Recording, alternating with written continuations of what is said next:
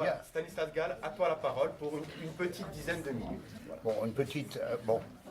Alors, je vais sur mes 83 ans, et lorsque a commencé la guerre d'Algérie, j'avais 17 ans. Alors, je fais partie d'une famille, entre guillemets, aisée. Du côté de mon grand-père, c'était des industriels, et mon grand-père avait quitté l'Alsace en 1870 à la suite de l'annexion. Il était ce qu'on appelait un optant. Du côté de ma mère était orpheline. Elle avait perdu sa mère à la naissance, et son père était officier. Il était mort au combat dans les premiers combats de la guerre de 14. Donc nous étions plutôt ce qu'on appelle une famille entre guillemets de patriotes. Hein. Et mes parents avaient fait leur voyage de noces en Algérie. Et ils avaient été ils avaient beaucoup apprécié l'accueil que leur avait réservé, entre guillemets, ce qu'on appelait à l'époque les indigènes.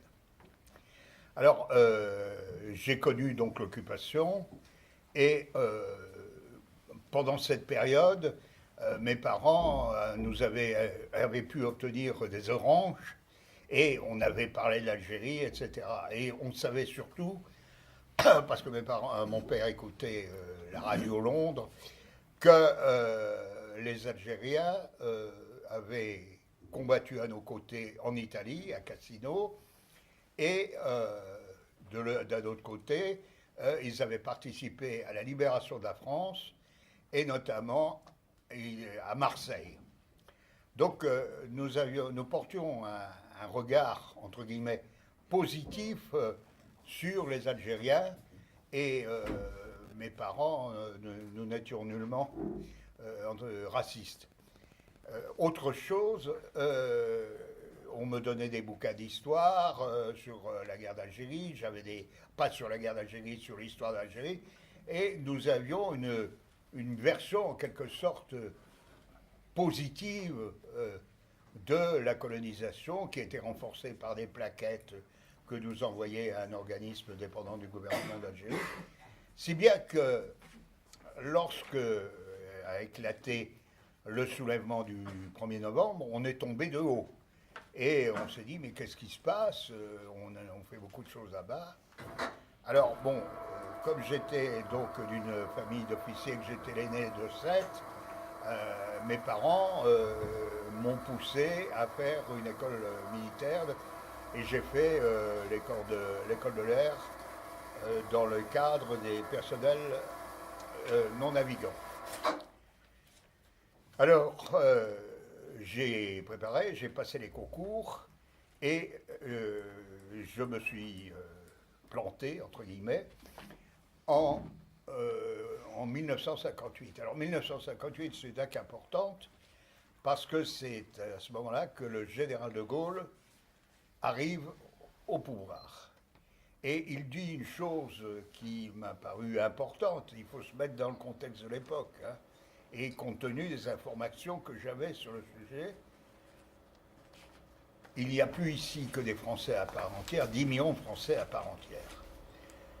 Et ça allait assez dans ce qui me paraissait être la solution pour l'Algérie, c'est-à-dire, alors en plus j'ajoute qu'il y avait le plan de Constantine. J'avais lu les ouvrages de Germaine Tillon, vous en avez peut-être entendu parler, enfin on vous en parlera, peut-être dans vos cours. Germaine Tillon était une ancienne déportée. Elle avait été envoyée avant la guerre en mission dans les Aurès, et de nouveau en 1954, 55, 56, pour voir les causes de la situation. Et elle avait vu notamment que l'Algérie de l'intérieur était sous-administrée, et qu'il fallait consentir un effort considérable pour la mettre à niveau de la population européenne. Alors on dit après c'était une utopie, mais à ce moment-là, on pensait, surtout quand vous avez 24 ans ou 23 ans, vous pensez que tout est possible. On nous disait, impossible n'est pas français. Et quand on voyait la façon dont c'était relevé de la défaite de 40, on se disait, bon, bah, on va y arriver, il suffit d'y aller. Donc, en 1958, j'échoue à un concours et je me dis, je ne vais pas rester sur les bords du lac d'Annecy à me dorer au soleil, je vais aller voir comment ça se passe. Et on nous offrait la possibilité de servir comme secrétaire dans ce qu'on appelait les sections administratives spécialisées, qui étaient des organismes commandés par un officier et qui avaient pour mission, entre autres, justement, de mieux administrer le bled, hein, que ne serait-ce que pour les papiers d'identité, les autorisations de séjour en France, etc. On était plus proche de la population que les structures qui existaient précédemment, à savoir les communes mixtes, qui pouvaient avoir jusqu'à 20 ou 30 000 personnes dans leur circonscription. Nous en avions de l'ordre de 6 000, 7 000, et il y avait en gros 700 SAS au moment le plus important sur tout le territoire de l'Algérie. Donc je passe 2 mois de vacances dans la région de Boussaada, et c'est une occasion pour moi, parce que je suis curieux, d'aller au contact des Algériens, parce que je n'étais pas allé là-bas pour faire du tourisme. Alors je vais avec mon patron visiter des gens à côté de notre village, et je constate qu'il y a un agriculteur algérien qui a des tracteurs, qui a une moissonneuse-batteuse, et je me dis, bon, bah, quelle est la différence avec comment dirais-je, le métropolitain, si c'est qu'il porte, il fait chaud, et je comprends tout à fait, il porte la djellaba plutôt que de s'habiller en jeans, enfin à l'époque en salopette. Hein. Je vais avec un des moniteurs de la SAS, un moniteur algérien, à Boussaada, et on va visiter une zone interdite qui était la Casbah. Et là, je me fais fabriquer un poignard Boussaadi par un forgeron qui avait adopté un certain nombre de méthodes, notamment les lunettes pour souder, pour fabriquer ces Boussaadi. Donc j'ai un contact avec un officier de l'armée de Messali Hadj, qui parlait un français absolument impeccable et qui avait belle allure. Alors je me dis, bon, tout ça, ça allait dans le sens de ma thèse. Hein. Je me disais, si on fout et c'est ce que préconisait Germaine Tillon, elle disait dans un livre qui s'appelle Les ennemis complémentaires, elle disait, il faut élever le niveau des Algériens, leur donner la citoyenneté à part entière, bien évidemment, et on pourra comme ça sortir par le haut de la crise. Alors, c'est ma thèse, hein, je ne dis pas que j'avais raison, je dis ce que je pensais à l'époque. Donc, à côté de ça, je vois, entre guillemets, l'aspect négatif de la colonisation, c'est-à-dire la misère du bled. Hein. Il y avait des femmes qui venaient à la SAS pour se faire recenser et délivrer une carte d'identité. Elles arrivaient avec des draps absolument qui leur servaient de laïcs, qui étaient extrêmement sales. Alors là aussi, j'ai réfléchi. Je me suis dit, pourquoi ils sont sales? Ben, simplement parce qu'ils n'avaient pas l'eau courante à la disposition. Ça, c'est une chose fondamentale. En Savoie, où je passais mes vacances, les paysans étaient aussi sales parce que, très longtemps, il n'y avait pas l'eau courante dans les villages. Ça, c'était des choses qu'on découvre. Enfin, quoi qu'il en soit, j'ai réussi ultérieurement le concours et je suis arrivé en Algérie pour la deuxième fois à l'automne 61. Alors après un stage qui a duré 3 semaines, j'ai été nommé à la tête d'une SAS dans les Aurès. Et alors le problème, c'est qu'on m'avait appris quelques mots d'arabe, mais d'arabe local, la darija, mais les Chaouis, ils parlent berbère. Donc, c'était difficile de communiquer, ne serait-ce que pour dire bonjour, bonsoir. Enfin, petit à petit, j'ai appris quelques mots. Et là aussi, alors, j'ai vu, là encore, la misère du bled. Parce que nous avions un regroupement de 4000 personnes. Hein. Alors, certains étaient installés dans des maisons en dur qu'ils avaient construites, hein, avec l'aide du plan de Constantine, etc. Mais il y avait une partie de mon regroupement qui était composée de ce qu'on appelait des gourbis. Hein, et là, les personnes vivaient donc dans des trous recouverts de branchages qui ressemblaient un peu à la hutte gauloise telle qu'on la voit dans les bandes dessinées. Et alors, ces gourbis étaient très propres à l'intérieur, mais autour, c'était pas toujours très...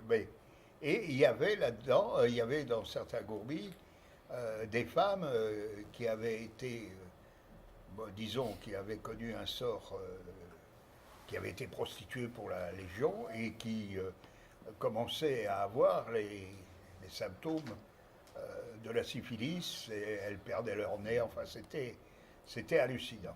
Bon. Et alors, il y avait une école. Seulement, pour des raisons que je n'ai jamais compris, je n'arrivais pas à obtenir des instituteurs, sachant que les instituteurs, c'était fondamental pour la population du village où j'étais, car ils émigraient en France, et bien évidemment, la personne qui venait, qui allait en France émigrer, ben, si elle parlait le français, ça lui facilitait ses relations avec l'administration, etc., même avec des bribes de français, et ça lui permettait, le cas échéant, d'être petit cadre, au moins dans l'industrie. Donc, on faisait des grandes opérations, mais on n'arrivait pas à me trouver 3 gars pour encadrer l'école. Donc, je suis resté dans les sections administratives spécialisées jusqu'en avril 62. Et là, j'ai été muté à nouveau dans l'armée de l'air qui était mon corps d'origine. Et là, je suis allé au Sahara, à la Rouate d'abord, et ensuite à Fort Flatteas, qui est devenu Borj Omardis. Alors, je n'en suis pas resté là. J'ai continué à voir des... Alors, il y a eu la période pendant laquelle j'ai éduqué mes enfants, entre guillemets. On s'occupait d'abord des études, et je l'avoue, j'ai un peu zappé sur l'Algérie. C'est-à-dire que... Et puis, lorsque mes enfants ont commencé à s'émanciper, ça m'est revenu à travers notamment les harkis, parce que j'organisais chaque année à Salon de Provence une réunion des anciens des SAS. Hein. Et il y avait, comment il s'appelle là, celui qui était très... Non, pas Mohamed Amamou. Mais ça, le son dont me reviendra. Quoi qu'il en soit, à cette occasion-là, alors j'ai été dans des réunions de harkis, etc. Et puis, à cette occasion-là, j'ai fait connaissance, en tout bien tout honneur, avec une jeune femme originaire d'Algérie qui était médecin faisant fonction d'interne. Alors il faut savoir que pour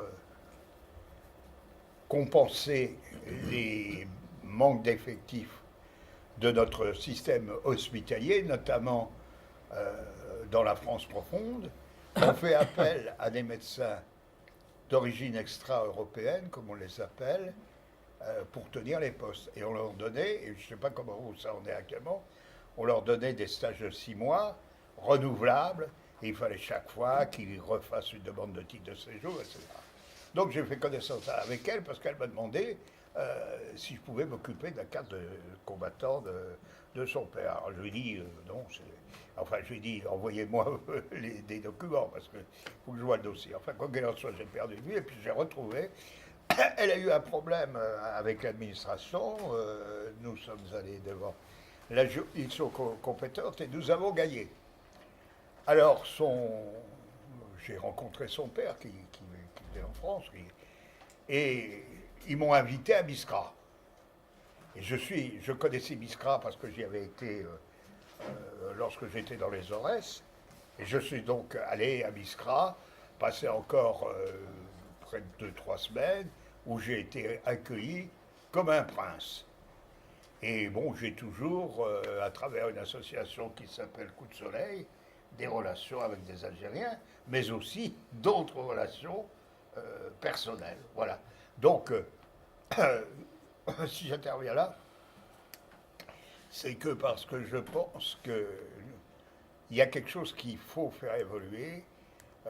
C'est actuellement l'Algérie connaît des difficultés très importantes, mais je pense que, pour ma part, nous devons nous réconcilier avec ce pays qui nous a apporté, entre ces tirailleurs, spahis, immigrés, beaucoup.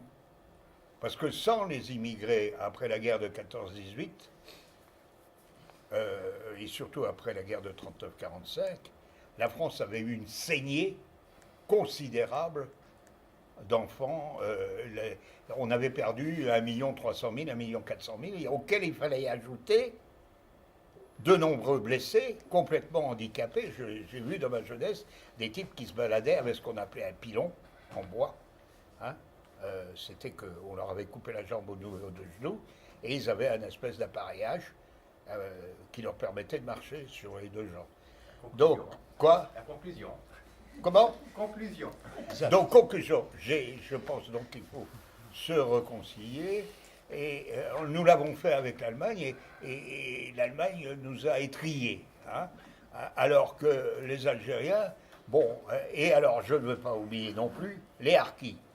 Parce que les Harkis, ils espéraient peut-être, comme moi, qu'il y aurait une troisième voie qui permettrait, sous une forme indéterminée, de conserver des liens étroits avec la France. D'ailleurs, le référendum d'indépendance du 5 juillet, la question qui est posée, je dis de tête, hein, c'est acceptez-vous, quelle était la question? Acceptez-vous le principe des accords d'Évian, oui, voilà. avec la coopération avec la France, dans le cadre d'une indépendance avec la coopération? Voilà. Donc, indépendance et coopération, ce qui était une façon de sortir par le haut de cette guerre qui avait duré 8 ans et qui aurait pu être évitée si, au départ, mais bien avant, hein, à partir de 1920, la France, alors est-ce la France, enfin c'est compliqué, hein. Nous avons beaucoup discuté avec mon ami dans la voiture sur ce sujet.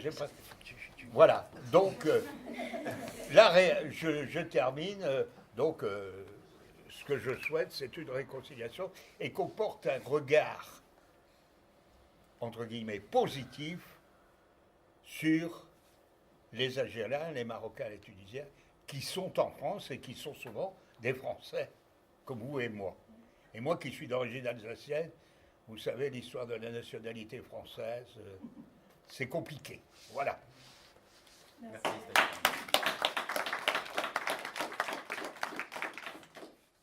Donc là, on a eu donc le témoignage d'un engagé durant cette guerre d'Algérie, donc engagé dans l'armée française, et on a maintenant le témoignage d'un appelé du contingent durant cette guerre d'Algérie qui ne disait pas son nom à l'époque. Voilà. Durant les opérations de maintien de l'ordre. À vous. Pour commencer, je peux remercier tout le monde. D'abord l'attention des élèves, et puis d'être invité pour une seconde fois, puisque j'ai déjà participé à une première fois au comté, à cette reconstitution sur l'histoire de la guerre d'Algérie. Alors je me présente, M. Gabier, je suis le papa d'Isabelle, que vous connaissez. Je suis né le 28 novembre 1940 au Maroc. Mon père était fonctionnaire. Je suis l'aîné de 7 enfants. Et bien entendu, j'ai été appelé comme tous mes collègues pour faire la guerre d'Algérie. Alors j'ai eu une scolarité au Maroc, où l'arabe dialectal était obligatoire en première langue. Donc j'ai fait 2 ans d'arabe dialectal, mais dans le collège où j'étais élève, avec moi, il y avait des Espagnols, des Arabes et des Juifs. Donc c'était multiracial.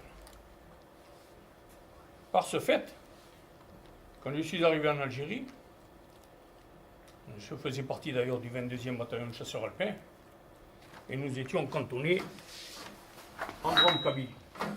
Voilà. Vous avez à l'échelle ici, vous avez la Grande Kabylie qui se trouve là. Et nous opérions sur la chaîne de montagne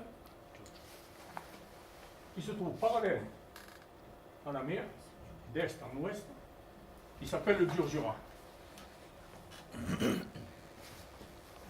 Donc, on opérait ici, tout au long de l'année, mais il nous arrivait de faire des opérations héliportées, parce que comme j'étais dans les commandos de chasse, on faisait des opérations héliportées à Mizrana, c'est-à-dire au bord de mer, là, ici. Mizrana, Tigizir-sur-Mer, là, ici. Pour la bonne et simple raison qu'ici, il y avait une très forte condensation de félaga. Vous savez ce que c'est le félaga, hein, on appelle félaga parce que le féla, ben, c'est un paysan agriculteur, et par la suite, on a appelé félaga parce que souvent, c'était les paysans qui se révoltaient. C'est pour ça qu'on les appelait félaga. Voilà. Donc, comme je parlais l'arabe, eh ça n'a pas été compliqué. Hein. Quand je suis arrivé à la 4e compagnie, le commandant de compagnie, le commandant du régiment du 22e SCA m'a dit, écoutez, on va vous envoyer dans les commandos.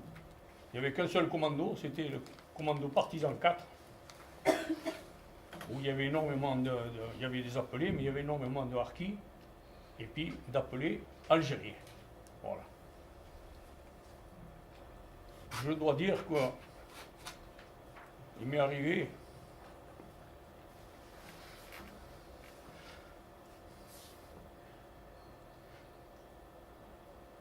excusez-moi l'émotion.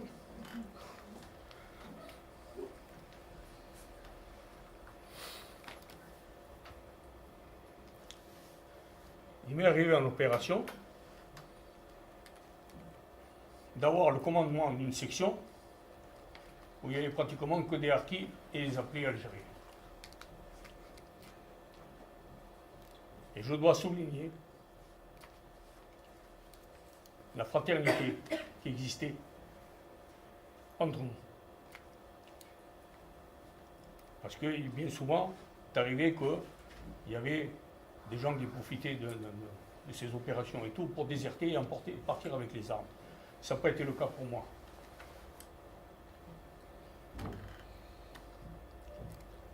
Nous avons réalisé de très nombreuses opérations. Avant que j'arrive, il y a eu les opérations jumelles, précieuses, gerboises, dont vous avez entendu parler. C'est des opérations très musclées, si je peux employer ce terme, parce qu'en très peu de temps, on a mis 1500 ou 2000 personnes hors de combat.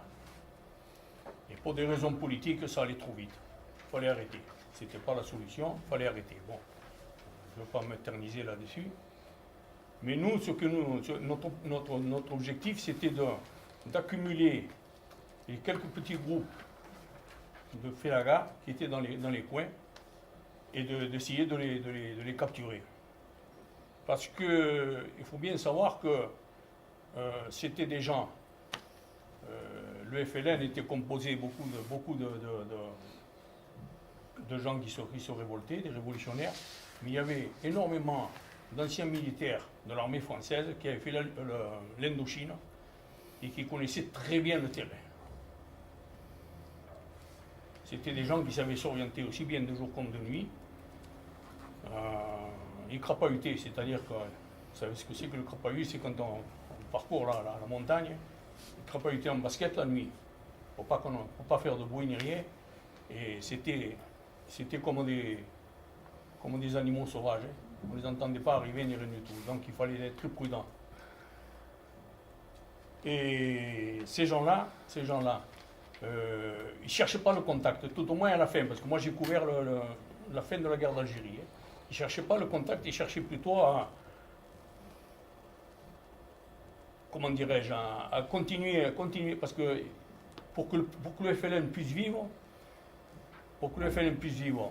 ils avaient des appuis extérieurs, c'est-à-dire ils avaient des appuis des partis communistes qui leur fournissaient des armes, qui leur fournissaient de la nourriture. Et ils étaient bien équipés, malgré qu'ils soient moins bien équipés que l'armée française, ils étaient bien équipés. Mais ils n'étaient pas nombreux. C'est pour ça qu'ils évitaient de rentrer en contact. Ils rentraient en contact quand ils nous tendaient des embuscades. Voilà. Nos opérations consistaient, bon, quand on était pris en embuscade, bien entendu, c'était de nous défendre. Sinon, nos opérations consistaient à faire des bouclages et des ratissages. Alors, le ratissage, c'est quand on ratisse le terrain. Hein. Alors, des fois, quand il y a des caches, c'est des endroits où les Félagas, ils faisaient des trous dans la terre.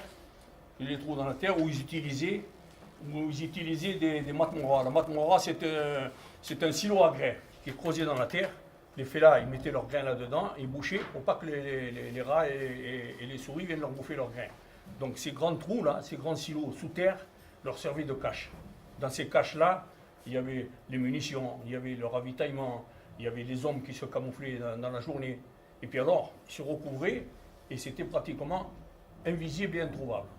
Donc le ratissage, ce qu'on faisait bien souvent, on était sur le terrain, une équipe qu'on était en ligne, on avançait avec on avait des sondes, comme quand il y a une avalanche, les gars ils cherchent avec des sondes, ils cherchent s'il y a des où c'est qui sont les blessés, ceux qui sont pris sur l'aile. Là c'était pareil, avec les sondes on sondait le sol pour voir si c'était pas creux dessous. Si c'était creux, c'est qu'il y avait une cache. Alors il y avait ou des caches en campagne, à l'entrée du village, ou alors des caches dans les maisons même, dans les mechtas. Les mechtas, c'est les maisons qu'ils avaient en terre cuite. Hein. Voilà. Et donc, le ratissage, et comme pendant que les gens ratissaient, il y avait le bouclage. Le bouclage, c'est-à-dire qu'il y avait une partie des soldats qui se mettaient tout en demi-cercle, hein, de façon à ce qu'il y en avait qui arrivaient à s'enfuir, ils étaient pris par le bouclage. Voilà.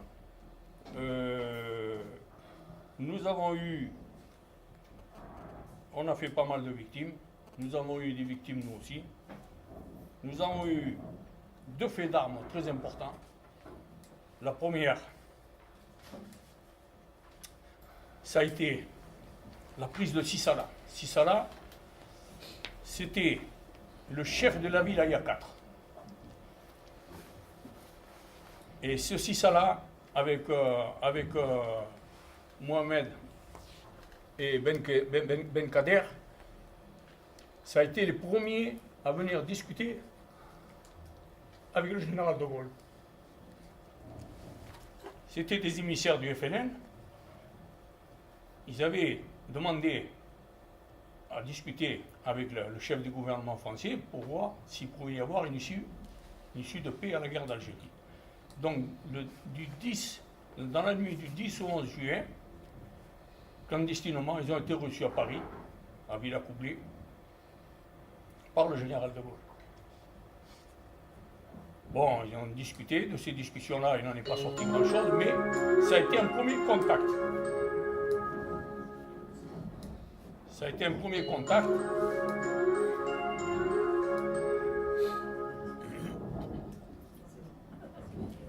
Ça a été un premier contact, ensuite il y en a eu d'autres, bien plus tard. Et ce Sissala, quand il est rentré en Algérie, une semaine après, il a été accroché par une section de notre commando. Il y a eu, de mémoire, au-dessus de la maison forestière du Lala Kridija. Lala Kridija, c'est une montagne qui est la plus haute de Kabylie. 1800 et quelques mètres, enfin bref. Il y avait une maison forestière, au-dessus de la maison forestière, qui avait d'ailleurs été abandonnée parce qu'elle avait été attaquée par le FLN. C'est là que le Sissala, avec son équipe, ont été accrochés.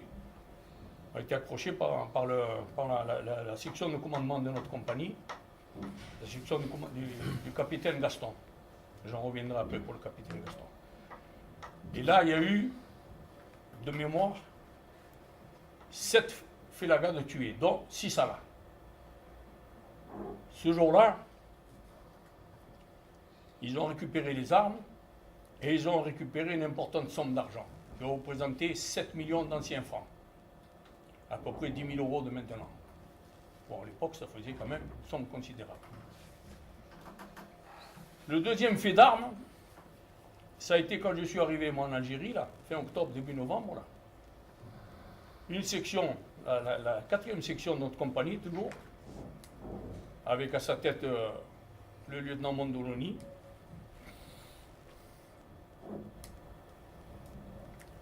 Ils ont découvert une cache.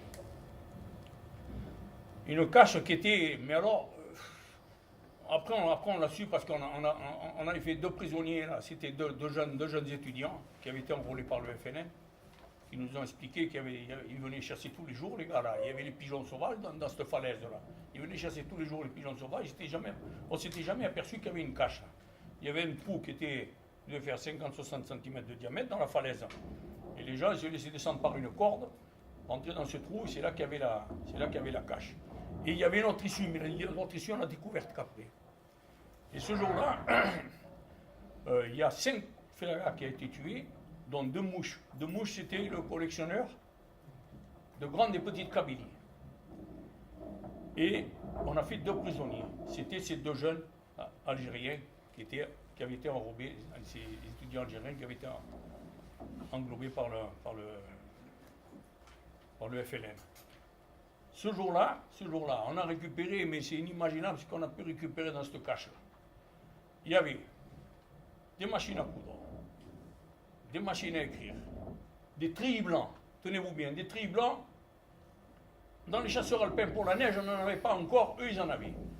Il y avait des rations, enfin, tout un tas de trucs. Et je me rappellerai toujours, on avait monté la tente et on comptait l'argent. On a récupéré 22 millions d'anciens francs, ce qui fait un peu plus de 30 000 euros. Alors, il faut savoir quand même que le FLN, comme je vous le disais, était soutenu par les partis communistes, par les partis de gauche et même le Parti communiste français.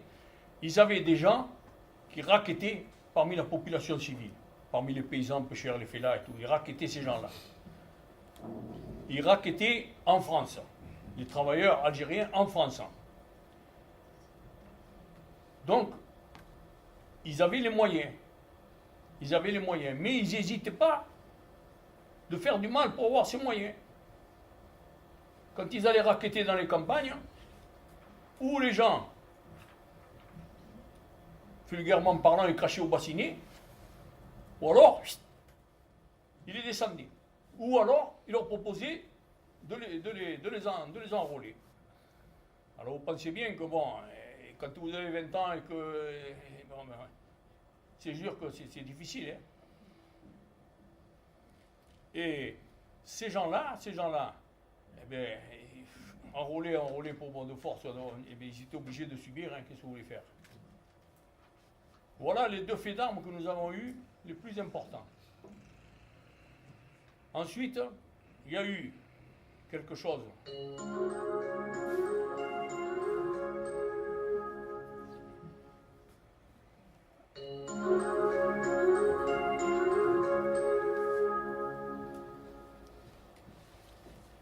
Ensuite, il y a eu quelque chose de très important qui s'est produit, un petit peu avant la signature des accords d'Évian, c'est-à-dire un peu avant le 19 mars.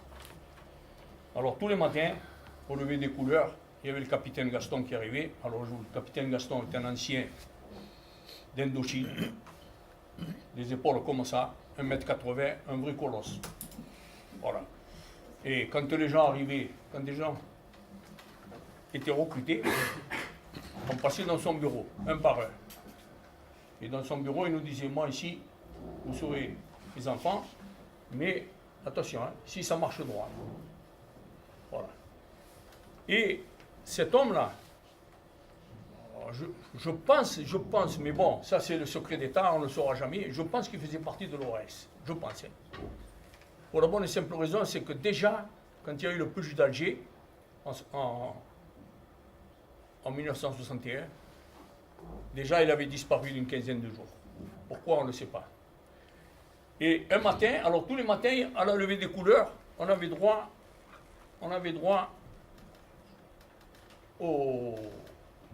à son...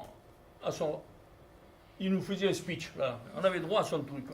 Et son truc, eh bien, c'était de, il ne faut pas laisser tomber l'Algérie, patati, patati. Il était pour l'Algérie française. Il n'admettait pas de perdre l'Algérie par le plan politique. Voilà. Et un matin, au lever des couleurs, c'était le lieutenant Ville, c'était son second, qui se présente, et lui, il n'y était pas. Alors on était tous au garde à vous, on attendait. Et il nous a sorti une lettre, il nous a lu, il nous a dit voilà, c'est le capitaine Gaston qui avait écrit, il avait déserté. Le capitaine Gaston, avec le lieutenant Mondoloni, le sergent Agnelli, et une dizaine de harkis, hop, ils sont partis. Alors il avait laissé l'explication en disant qu'il nous aimait comme ses enfants, mais qu'il ne pouvait pas admettre qu'on perde militairement sur le terrain la guerre. Voilà. On a su après qu'il s'était fait arrêter parce que, bon, bien entendu, il est parti avec des rations et tout ça, mais ça n'a pas été loin. Il a tenu 3 ou 4 jours, peut-être une semaine, mais après, il a été obligé de se rendre. Et on n'a jamais su ce qu'il était advenu. Il était en prison à Tizi Ouzou, on n'a jamais su ce qu'il était devenu. Voilà. Il nous est arrivé également, alors après, ils nous ont changé de camp. On était à l'entrée de Bouira. De Bouira, on est parti à El Hadjiba, une quarantaine de kilomètres. On n'est pas resté dans le même camp. Et il nous est arrivé, bien entendu, il nous est arrivé une paire de fois d'aller faire le maintien d'ordre d'Alger, mais ils évitaient d'envoyer quand même les commandos faire le maintien d'ordre d'Alger. Pour la bonne et simple raison, parce qu'ils savaient que là-dedans, il y avait des durs. Il ne fallait pas rentrer trop... Voilà. Et il nous est arrivé plusieurs fois d'aller monter la garde à Tizi Ouzou chez le général. Voilà, le général, il ne prenait pas n'importe qui pour monter la garde. Hein. Il fallait quelqu'un qui... Voilà. Et puis, bon, la vie au camp s'est poursuivie. Après, il y a eu le cessez-le-feu du 19 mars. Là, on a monté quelques petites opérations, mais c'était simplement pour rassurer les populations, pour être là, hein, pour te dire qu'il n'y ait pas de débordement ni rien. Et puis après, un fait qui m'a marqué énormément, alors quand le capitaine Gaston est parti, ils nous ont demandé à la compagnie, alors ça a été pour moi, ça a été le plus dur. Ils nous ont demandé, ils ont renforcé la garde. Parce qu'ils se sont dit, il est parti, peut-être qu'il va revenir dans la nuit, on ne sait pas. Et là, on a monté la garde 3 ou 4 jours, mais je vous garantis qu'on n'était pas tranquille. Non pas qu'on avait peur, parce que, bon, on avait quand même une appréhension, mais quelle réaction on aurait pu avoir s'il revenait dans la nuit, le capitaine Gaston avec ses hommes? Quelle réaction on aurait pu avoir? Surtout dans la nuit, on n'y voit rien. Hein? On va leur tirer dessus, on va pas leur tirer dessus. Est-ce qu'on fait des sommations? Est-ce qu'ils vont se présenter? Ça a été 3 jours monstrueux pour les gars. Et puis finalement, il s'est fait arrêter, je crois. Il était en prison à Tizi Ouzou. On n'a jamais su ce qu'il était devenu. On n'a jamais su la fin de l'histoire. Voilà. Ça, c'est secret d'État. On le saura peut-être un jour. Là. Voilà, j'ai fini. Voilà. Et puis, pour terminer, ce que je crains moi le plus,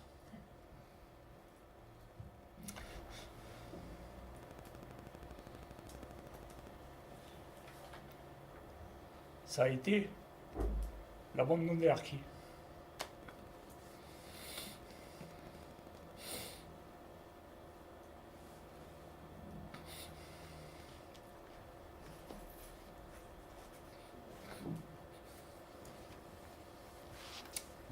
C'est ce qui m'a le plus marqué.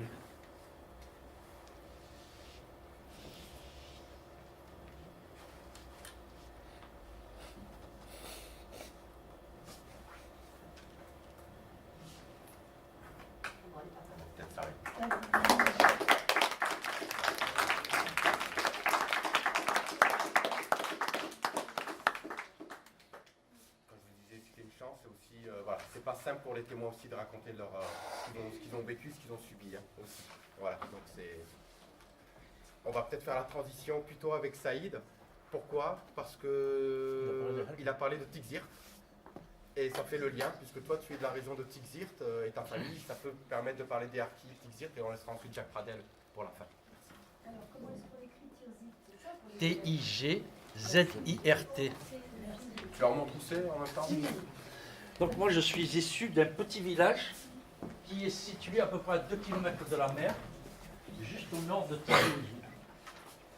Et en 1890, il y a un village de colons qui s'est construit avec une trentaine de familles qui sont installées là. Donc, et ce village qui s'appelle Tixir s'est développé, est devenu une commune dans laquelle notre village a été englobé. Mon village s'appelle Chorfa. Et la particularité de mon village, c'est que nous sommes de famille maraboutique et qu'il y a un lieu saint avec une mosquée. Et donc ce qu'on appelle une zawiya, un lieu où on apprenait le Coran. Et de ce fait, la famille qui gérait, donc des cousins à moi, qui gérait ce lieu de culte et l'école coranique, avait une influence sur un rayon de 30 à 40 km autour, c'est-à-dire influence parce qu'il y avait une vénération par rapport donc, aux marabouts, à la famille qui gérait ce lieu de culte. Et l'armée française, d'une part, et le FLN ont vu très tôt qu'il fallait à tout prix mettre la main sur ce village qui rayonnait sur tous les autres. Et vous avez parlé de Mizrana, c'est vrai que voilà, nous, notre village, il est à la limite de Mizrana. Et je suis sûr que quand vous veniez, c'était à Tixir que vous veniez. Hein. Ouais. Et mon père était également dans les chasseurs alpins. Je crois que c'était le cas. C'est-à-dire qu'on était héliportés alors. Ah oui, oui. Et c'était un coin chaud. Moi, le souvenir que j'ai de cette... Il faisait du vol stationnaire pour pas qu'on se fasse pointer d'ailleurs. Et on sautait. Alors le premier qui sautait, il sautait à 1,50 m. Le deuxième de l'hélicoptère, il sautait à 4 mètres de haut avec le barda et tout. Faut pas se faire pointer, sinon il se faisait pointer par le FLN. Moi, je sais que tout gosse, je me rappelle donc de voir les avions qui bombardaient cette forêt de mon village. Et la forêt n'a pas brûlé parce qu'il y avait beaucoup de chênes-lièges. Et en tout cas, donc voilà, je peux revenir au fait que l'armée française et le FLN s'intéressaient à notre village. D'abord, dire que le FLN n'était pas connu des Algériens. Le FLN s'est fait connaître le 1er novembre 1954, mais ceux qui étaient connus, c'était les messalistes qui étaient connus. Et donc tout le monde se posait la question, qui a commis ces attentats? Et l'armée venait régulièrement, tous les jours, ce que ma mère m'a dit, ils venaient, donc il y avait des hommes qui se mettaient aux entrées et sorties du village, ou sur les hauteurs, ils s'asseyaient et restaient là toute la journée, surveillaient les allées et venues de la population. C'était un petit village, une cinquantaine de familles. Le FLN de l'autre côté s'est dit, donc ils ont envoyé un émissaire, ils ont demandé à ce que la famille qui gérait le lieu de culte verse à l'époque 1 million de francs pour participer à l'effort de guerre. La famille donne cet argent, l'émissaire va le remettre aux responsables, et puis entre-temps, donc, le FLN s'est ravisé. Alors nous, on les appelait les Moudjahidines. Hein. Donc ils se sont ravisés, ils ont dit non, on veut 2 millions de francs, et en plus, on veut qu'un membre de votre famille vienne avec nous dans le maquis. Donc la famille, elle en a parlé, et puis ils ont décidé de ne pas suivre ce que le FLN leur demandait. Donc ils ont décidé de ne pas payer et de ne pas envoyer un membre de leur famille, mais sachant que si on ne répondait pas à ce que le FLN demandait, donc ils s'exposaient à des vengeances du FLN, donc ils ont décidé de se rapprocher de l'armée française. Et ce faisant, donc les familles, puisque ça fonctionnait sous forme de clans, de tribus, donc tout le monde, il y avait des liens de cousinage dans tout le village, donc tout le village a basculé, donc chacune des familles. Il y a 1, 2, voire 3 membres de la famille qui sont enrôlés comme harkis. Et dans les villages aux alentours, ça a également fait pareil. Donc beaucoup de gens se sont engagés parce que cette famille, elle s'appelait Abdelatif, cette famille a décidé donc de se rejoindre la France. Dans notre village, après, il y avait une section, donc je sais pas, il y avait un poste de militaire qui surveillait donc le village avec des tours de guet, il y en avait 3 ou 4, pour éviter que le FLN attaque le village. Ceci dit, malgré tout, donc il y a quand même eu une attaque une fois dans la nuit, une attaque du FLN qui voulait enlever la fille de cette famille, donc Abdelatif, qui gérait le lieu de culte. Ça s'est mal passé, la femme a été tuée, son mari a été grièvement blessé. J'ai vague souvenir de chars qui sont montés parce que les militaires qui étaient dans le camp, dans le poste de guet, ne pouvaient pas sortir dans le noir parce qu'ils savaient qu'ils se seraient fait tirer dessus. Donc ils ont appelé à Tixir pour qu'il y ait un convoi qui monte avec des chars. Ça a pris du temps, donc j'ai vaguement souvenir donc, le lendemain de véhicules militaires qui étaient là. Et ce qu'on peut dire, c'est que les harkis de mon village, donc, même s'ils participaient à des opérations peut-être de ratissage, ils n'ont pas vraiment participé à des combats. Souvenir aussi, c'est que mon père un jour, donc ça c'est ma mère qui me l'a raconté parce que mon père m'en parlait jamais, c'est qu'ils sont partis fouiller donc un village et chacun donc fouillait une maison. Mon père rentre dans une maison fouillée, mais il ne fouille pas vraiment comme il faut. Il sort de la maison, il y a un appelé du contingent qui rentre pour fouiller lui aussi, mais il lui dit, mon père était caporal-chef, il lui dit non, j'ai déjà fouillé cette maison, il n'est pas rentré. Et plus tard, on a appris qu'il y avait un coffre, et dans ce coffre, il y avait des documents liés au FLN, et la femme qui avait dans cette maison a raconté que c'est grâce à mon père que, en quelque sorte, elle a eu la vie sauve, parce qu'il découvrait les documents, elle aurait été emprisonnée, torturée. Ce que je peux dire, c'est que les harkis de mon village, donc, ils ont essayé d'être des modérateurs pour qu'il n'y ait pas de casse. Parce que justement, entre-temps, la famille Abdelatif, qui avait donc décidé de se rapprocher de la France, un des membres est devenu maire, plus tard il est devenu sénateur.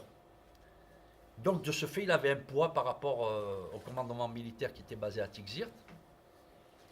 Il y avait aussi des surveillances du marché donc, de Tixir. Quelquefois, il y a eu des attentats à la grenade. Il y avait des gens qui voulaient rejoindre le FLN et à qui on demandait, pour prouver leur bonne foi, on leur demandait de tuer quelqu'un dans le village. Et souvent, ils s'attaquaient à des militaires qui étaient en uniforme, qui étaient peut-être de repos, et notamment dans ces marchés. Un jour, donc, ils allaient avec le pistolet, tirer dessus, puis après, ils s'échappaient. Il y a eu quelques attentats comme ça à Tixir, mais nous, à 2 km, donc, on n'a pas souffert de cette guerre. Disons que parce que les autres villages ont souffert notamment de faim, parce que comme le FLN la nuit venait demander donc qu'on leur serve à manger, qu'on leur donne à manger, dans la journée les militaires fouillaient les maisons quand ils trouvaient des quantités importantes, par exemple de blé ou autre, ils présumaient que c'était pour le FLN, donc ils versaient tout ça par terre et ils le laissaient pas, et donc ils le mélangeaient à la terre pour que les gens n'en profitent pas, parce qu'ils se disaient s'il y en a autant, c'est pour nourrir le FLN. Donc les populations étaient pris entre les deux feux et donc ont souffert, et par la suite il y a eu ces camps de regroupement qui ont été créés pour couper donc la population, le FLN de cette base de la population sur laquelle ils se reposaient. Mon village, donc le souvenir d'enfant que j'ai, c'est le départ. Un jour, après le cessez-le-feu, il y avait une inquiétude des harkis, qu'est-ce qu'on va devenir? Et ils ont sollicité, un jour où le lieutenant est venu dans le village avec le sénateur, et des harkis l'ont interpellé en disant au lieutenant, mais qu'est-ce que nous on va devenir? Nous on ne peut pas rester là. Le lieutenant a décidé de rapatrier toutes les familles qui le souhaitaient. Et c'est comme ça que donc nos familles ont été rapatriées dans un plan. Le message a été passé pour que les gens d'abord ils ont recensé ceux qui voulaient partir. Quelques-uns ont refusé de partir, notamment ceux qui plus ou moins ont aidé le FLN. Là récemment j'ai appris, et c'est un cousin à moi donc, qui était à 7 km de mon village, c'est un neveu à ma mère qui m'a dit que un des harkis de mon village contribuait, des militaires armés avec son uniforme, mais il passait discrètement, il versait la cotisation pour contribuer à l'effort de guerre du FLN. Et ce gars, donc, au moment de partir, je dis, moi j'ai contribué, j'ai versé, donc c'est pas la peine que je parte. donc une partie sont partis. Un jour, un matin très tôt, les véhicules sont venus nous chercher. Ils nous ont accompagnés à la caserne de Tixirt. De là, on a attendu quelques jours pour qu'il y ait un autre convoi qui parte sur Alger. Donc en fait, un convoi militaire, cette fois gardé pour éviter que donc, des gens du FLN s'attaquent à nous. Donc on est parti dans des camions militaires avec les toiles baissées pour que sur tout le long de la route, on ne voit pas que c'était des harkis qui étaient à l'intérieur. Et on est arrivé dans un grand camp à Alger, un camp qui était, ma mère me dit qu'il était immense, et tous les jours il y avait des convois de harkis qui arrivaient. Et on a attendu là une douzaine de jours qu'il y ait donc possibilité d'embarquer sur un bateau et partir en France. Ce qui s'est passé apparemment dans la nuit du 3 au 4 juillet, ou peut-être le 19 juin quand il y a eu le vote, je ne sais pas. En tout cas, donc, on a embarqué dans un bateau cargo, on a voyagé en fond de cale. J'ai de petits souvenirs donc, de ce bateau. On a débarqué à Marseille. À Marseille, donc, il y a le port, je dirais, normal, et de l'autre, il y avait une partie du port qui était réservée aux militaires, et nous avons donc débarqué dans cette partie qui était réservée aux militaires pour ne pas être agressés, parce qu'il y avait beaucoup d'immigrés algériens qui étaient pour le FLN, d'autant plus que quand il y a eu les accords d'Évian, beaucoup de gens se sont sentis la fibre indépendantiste, alors pendant toute la guerre ils n'ont rien fait, mais quand il y a eu le cessez-le-feu, qu'ils ont vu que c'était le FLN qui gagnait, là ils ont commencé à prendre... à bomber le torse et se dire, nous aussi on va participer. D'ailleurs, c'est des villageois qui ont arrêté des harkis, souvent, ce qu'on appelle donc dans le terme les martiens, c'est-à-dire les derniers, donc les derniers combattants qui sont trouvés l'âme de combattant après le 19 mars. En arabe, on les appelle Sahab 19 mars. Ceux du 19 mars, donc les martiens en français. Et arrivé à Marseille, quand on a débarqué, j'ai un vague souvenir, on a pris un train pour aller à Clermont-Ferrand, et j'ai un vague souvenir de gens qui nous faisaient le signe, on va vous égorger. J'avais 7 ans. Donc je ne parlais que le kabyle, donc c'est différent de l'arabe, hein, donc berbère. Et on arrive à Clermont-Ferrand, encore les camions militaires qui viennent nous chercher, on nous accompagne au camp de Bourg-Lastic. Donc Bourg-Lastic, c'était un des premiers camps qui a servi à l'accueil des harkis, qui a vite été débordé. Et après, donc, ils ont orienté les familles dans le sud de la France, parce que, à mon avis, donc, il y a un froid plus fort, donc, plus du côté de Clermont-Ferrand. Nous, la chance qu'on a eue, c'est qu'on n'a pas été orienté sur un autre camp militaire. Ce cousin sénateur, qui, voyant que l'Algérie allait être abandonnée, a décidé d'acheter un domaine dans lequel il pouvait donc accueillir tous les gens, d'une part ses frères et sœurs, mais également tous les harkis qui avaient quitté l'Algérie pour se réfugier en France. Et c'est comme ça qu'on s'est retrouvé dans ce domaine qu'il a acheté. On m'a dit qu'il a cherché dans le sud, mais il était dans la Somme, à côté d'Amiens. Et on se retrouvait donc au départ 15, 20, 30, 40, 50 familles à être hébergées là-bas, au point que même la préfecture disait mais c'est trop, il y en a trop qui viennent, mais lui il a dit non, tous ceux qui veulent venir, ils viennent, et ils les accueillent. Donc comme c'était chez lui, il ne pouvait rien faire. 65, on est resté 3 ans, hiver très froid, donc on était, bien que connaissant la neige en Kabylie, puisque c'est montagneux, mais pas un froid aussi intense, donc on a décidé de descendre à Marseille. Et une douzaine de familles sont descendues à Marseille, et là on a atterri dans une cité qui venait d'être construite pour résorber les bidonvilles. Je me souviens même d'un cousin qui, n'ayant pas trouvé d'appartement dans cette cité, ont habité dans le bidonville. Donc on était une douzaine de familles harkis, et au milieu donc beaucoup d'immigrés algériens. Et là, ma mère, quand je sortais jouer en bas de l'immeuble, mettait le doigt sur la bouche. Elle me disait, ne dis jamais qu'on est des harkis. Donc il y avait cette crainte que si des personnes venaient à savoir qu'on était des harkis, il y aurait peut-être des velléités de nous nuire. Mais le fait d'être 12 familles, en plus on a retrouvé des cousins de notre village et des de l'environnement donc de mon village, Donc il y a une osmose qui se refait.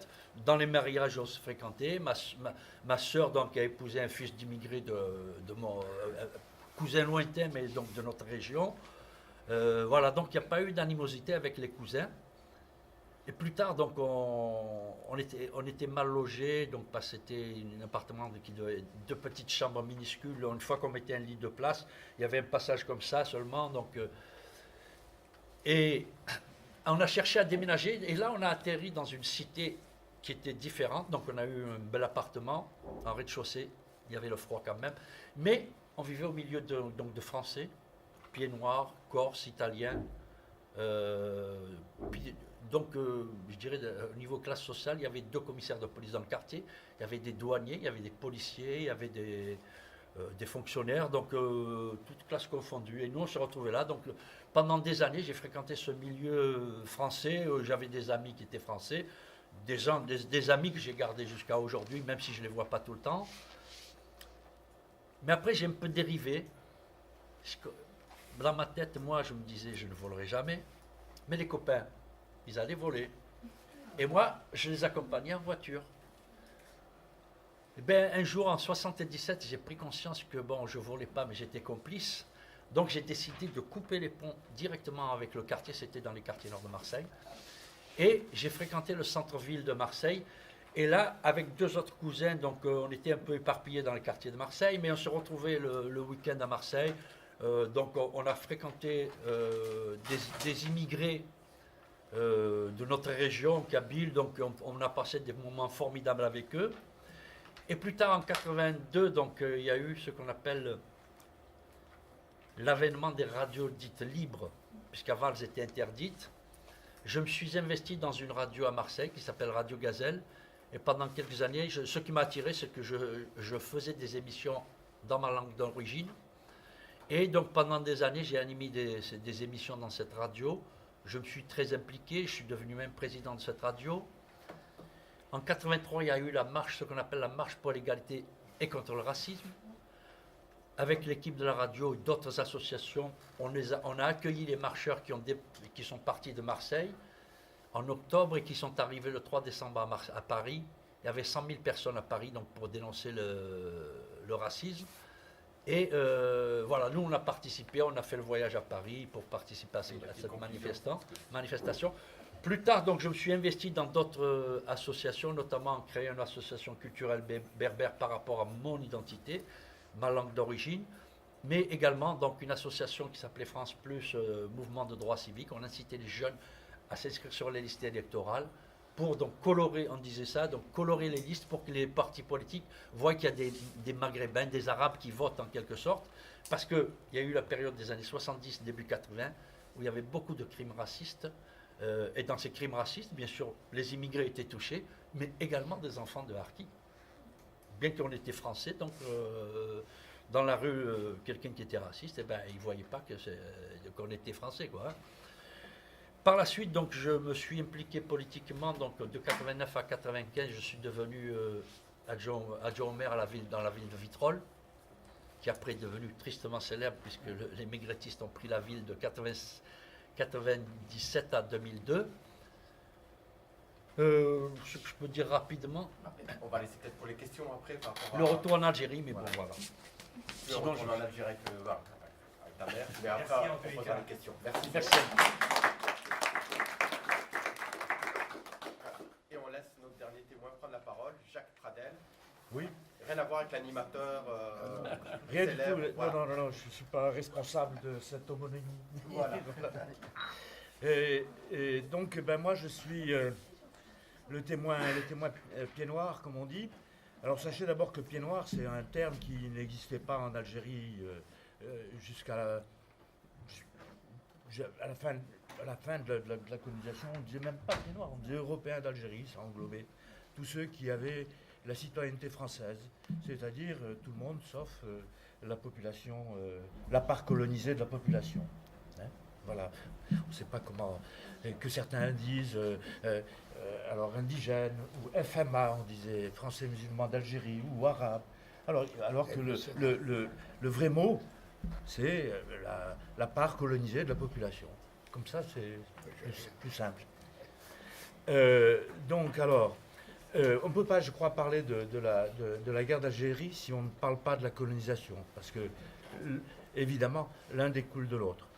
Et donc, moi, je suis un petit peu témoin de la colonisation de l'Algérie, dans le sens où mon aïeul a quitté son pays d'origine, le Tarn, la France. C'était un petit paysan du Tarn, qui est chassé par la misère et qui s'est installé dans la région de Tiaret. Voilà.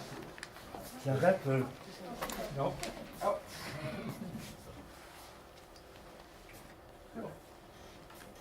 Tiaret, voilà, c'est là. Hein, donc c'est l'intérieur de l'Algérie. Et donc il s'est installé dans les années 50. Et puis il y a eu 5 générations, et donc moi je suis le 5e du lot de la famille. Et donc le fils du premier arrivé a augmenté ses terres. Son petit-fils, qui était mon grand-père, a encore augmenté ses terres, si bien qu'il était devenu, mon grand-père, un gros colon de la région. Il avait 5000 hectares de terre. Voilà. Et puis, bon, ensuite, mon père a eu des terres beaucoup moins, parce qu'il avait fait plein d'enfants, le grand-père. C'est vrai. Et puis, donc, moi, j'ai grandi dans ce milieu-là, qui était un milieu très privilégié par rapport au reste de la population. Mais j'ai grandi à Tiaret, la petite ville du centre de l'Algérie, et ça a un caractère très particulier en comparaison de ce qui se passait dans les grandes villes qui sont les villes du bord de mer, Oran, Alger, Annaba et Philippeville, toutes ces grandes villes-là, où il y avait un clivage beaucoup plus fort entre les populations européennes et les populations indigènes, entre guillemets. Et donc, à Oran, il y avait ce qu'on appelait, par exemple, le quartier français, puis le quartier arabe, qui était très distinct. À Tiaret, ce n'était pas vraiment le cas. L'habitat était très dispersé, très mélangé. Et moi, en ayant grandi dans un milieu très favorisé, j'ai quand même grandi. Ma bande de rue, c'était une bande faite de tous les mélanges. Il y avait des Espagnols, des Juifs, des Arabes, des Kabyles, des Français. Et donc, tous nos coups, on les faisait ensemble. Voilà. Donc, j'ai grandi là. Il y a quelque chose qui, pour moi, a été très important tout de suite, c'est que mes parents, quoique très privilégiés dans le système, étaient fondamentalement antiracistes. Ça tenait à leur vision de la vie et des choses. Et ça m'a quelque part beaucoup aidé par la suite. Donc j'ai grandi là, et puis la guerre est arrivée, et à Tiaret, la guerre n'a pas été très violente. C'était considéré par la LN, l'Armée de Libération Nationale, la branche armée du FLN, si vous voulez. Tiaret était considéré un petit peu comme une zone de repos, et si bien qu'il n'y a pas eu beaucoup de combats dans la région de Tiaret. Alors j'ai quand même des souvenirs marquants de la guerre à Tiaret, notamment un épisode qui était, il y a 3 maquisards, non, 3 patriotes, mais ce n'étaient pas des maquisards, c'est des gens du FLN, mais pas des gens pas des gens de la LN, et donc qui étaient en ville, et qui étaient, qui étaient essentiellement des propagandistes, et qui ont été arrêtés, et qui ont été torturés puis liquidés. Et donc là, ces 3-là ont été pendus par les pieds dans la grande place du village. Et l'un des 3, c'était un chanteur, un poète très fameux, qui s'appelait Ali Machi, Et donc là, je me revois gamin, ça c'est une image très forte, où pour aller au collège, on passait, on traversait cette rue-là, et donc les trois pendus par les pieds sont restés là pendant plusieurs jours. Donc ça, c'est voilà une image. Bref. Et puis, en seconde, c'était en 1960, là, j'ai été pensionnaire à Oran. Et Oran, c'était la fin de la guerre, de 60 à 62. Oran, ça a été la ville la plus terrible. Ça a été la ville où l'OAS s'est déchaîné comme nulle part ailleurs. C'est la ville à Oran où les commandos de l'OAS, les commandos de tueurs de l'OAS se sont regroupés. Il y a eu des accords entre le FLN et l'OAS à Alger. Et à la suite de ces accords, parce que le FLN tenait la Casbah et puis l'OAS tenait le reste, et donc il y a eu des accords et les combats entre eux ont cessé. Et les commandos d'Alta de l'OAS, qui étaient à Alger, se sont regroupés à Oran. Voilà, et donc là j'étais interne dans cette ville, et à la fin, je retournais à Tiaret, c'est bon, à Tiaret-Oran, je retournais à Tiaret qu'une fois, que pour les grandes vacances. Sinon, j'étais interne dans ce lycée-là, le lycée La Mauricière, qui est devenu le lycée Pasteur aujourd'hui, à Oran. Et donc, dans là, à la rentrée de 62, le 1er janvier 62, je reviens au lycée. Et très vite, le lycée, 10 jours après, a fermé, parce que la ville était en feu. Et là, moi, je suis resté, les internes qui habitions loin, je suis resté 3 semaines à Oran. Et donc, on allait au lycée pour manger et puis pour dormir. Sinon, on traînait dans la rue. Et là, je revois des images qui me glacent encore, de cadavres par terre, des plaques de sang qu'il fallait pas, dans lesquelles il fallait pas marcher.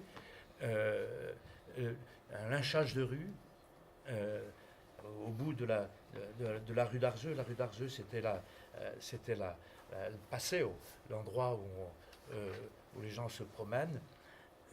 Au bout de la rue d'Arzeux, il y avait une petite place. Et là, je vois une voiture avec marqué OAS dessus qui sort, qui vient et qui sort un type de la voiture et qui le balance dans la foule en disant il faut le liquider. Et devant mes yeux, moi j'avais 16 ans, 17 ans, de gamin, là, je vois un lynchage de rue. Donc toutes ces images-là sont aussi très très fortes en moi. Et, voilà, bref. Et finalement, je retourne à Tiaret. Et puis, pour aller vite, à Tiaret, je ne retrouve pas cette atmosphère de ma bande d'enfants si mélangée et si fraternelle. Je ne retrouve pas ça. Là, il y avait déjà, à la fin, même à Tiaret, il y avait un clivage qui s'installait, qui s'était installé. Et puis, il y a donc les jeunes Européens d'Algérie, on se réunissait dans un bistrot où il y avait des flippers. Et là, une fois, il y a un recruteur de l'OS qui vient à Tiaret pour engager des jeunes dans un maquis OS qui a été monté dans une montagne à côté de Tiaret. Et donc, ce maquis a existé. Et puis, il a été très vite liquidé par la LN. Et donc, moi, j'ai le réflexe d'en parler à mon père le soir même. Et mon père, le lendemain matin, me met dans le car pour partir en France. Et donc, je prends le car jusqu'à Oran. Et alors, le car, on a de Tiaret à Oran, il y a 260 km à l'époque, c'était formidable parce que c'était un mélange, il y avait des poules, des lapins, des chèvres, des monde partout, etc. Et donc, ok, tout se passe bien jusqu'à l'entrée d'Oran, mais à Oran, la ville coupée en deux, évidemment, c'est ce que je disais tout à l'heure. Et puis, il fallait que le chauffeur du car suive la frontière entre la partie française et la partie arabe. Et puis, donc, il fallait faire descendre les gens du bon côté. Bon, allez, hop, descendez vite en vitesse par là. Vous, les Arabes, c'est par là-bas. Vous, les Français, c'est par là-bas. C'était un truc, bon, bref. Et voilà. Et donc, après ça, j'essaie de prendre un bateau pendant 3 jours. J'arrive pas. Finalement, je prends un avion. Mes parents sont restés à Tiaret. Mon père est resté jusqu'en 63. Donc il a eu cette idée-là de tester l'hypothèse de l'Algérie nouvelle. Il a renoncé pour d'autres raisons, pour en revenir si vous le souhaitez. Donc moi, finalement, je prends un avion qui m'amène à Marseille. À Marseille, je pars en stop jusqu'à Paris, parce que j'avais 2 sœurs qui étaient étudiantes à Paris. Et puis voilà, bref, je passe le baccalauréat, session spéciale des rapatriés, c'est-à-dire que tout le monde avait eu le bac. Même le champion du monde de natation, Alain Godvalès, il nageait très bien, champion de 100 mètres nage libre. Il nageait très bien, mais c'était une bourrique complète. Il a eu le bac. Et c'est vrai, hein.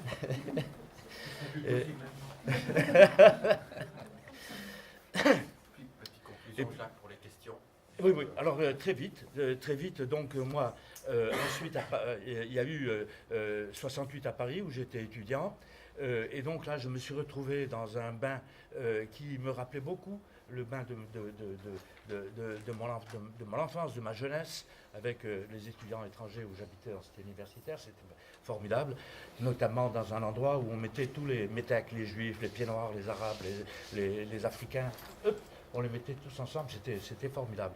Et donc, il y a eu 68, cette explosion de joie. Et puis, bref, j'ai eu ma vie professionnelle. Et puis, l'Algérie s'est mise un petit peu entre parenthèses, sans que je l'oublie réellement, parce que j'y suis retourné dans les années 80, au début des années 80, mais ça a été quand même une parenthèse. Et puis, finalement, il y a 10 ans maintenant, il y a une association qui s'est montée, qui s'appelle l'Association des Pieds Noirs Progressistes et leurs amis. Et cette association s'est montée avec 2 objectifs. Tu me donnes encore 2 minutes. 2 objectifs majeurs. Le premier, c'est de dire, nous sommes des Pieds Noirs, et on veut, en tant que tel, dire quelle est notre analyse du passé colonial et de la guerre de l'indépendance.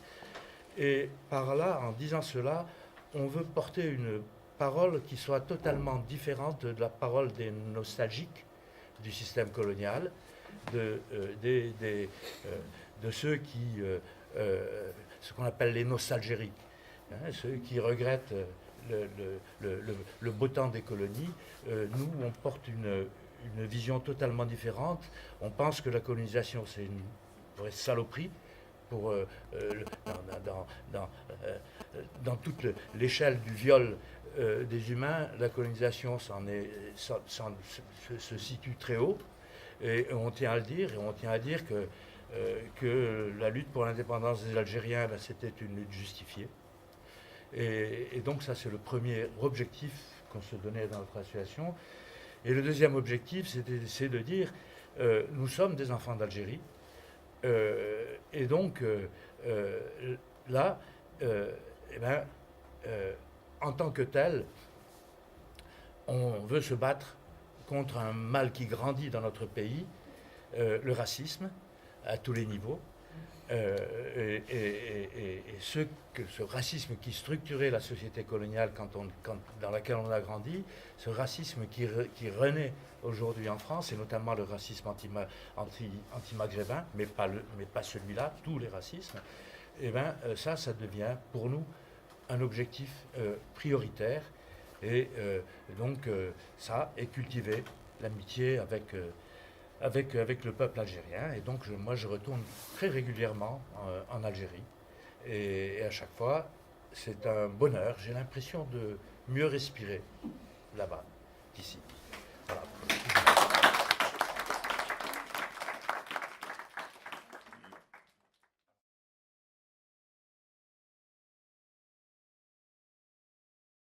Je voulais savoir entre le FLN et l'OAS s'ils avaient des façons de recruter différentes ou c'était pareil, parce qu'à chaque fois on dit le FLN et on parle jamais, on n'explique jamais comment l'OAS recrutait. Comment l'OAS recrutait? L'OAS n'a existé que pendant 1 an et demi. Mais en vérité, l'OAS est l'héritière d'une quantité de groupes, de groupements factieux. Le front pour l'Algérie française, machin, etc.